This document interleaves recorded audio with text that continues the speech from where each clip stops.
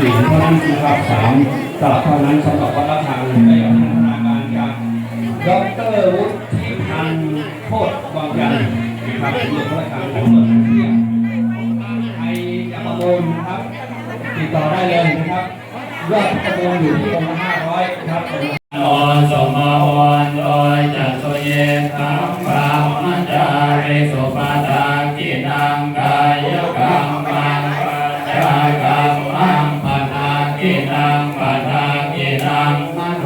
กรรมังปะเอเอเตปนากินาปนากินานิการตวานรพันตันเทปนากิเนสุนาคาตังสุมังคลังสุภาตังโสติตังสุกันโนสมโอนโดยจัตสุเยธัมภามัจจาริสุปตากินังกายกรรมังปัจจากรรมังปทากินังปทากินังมโน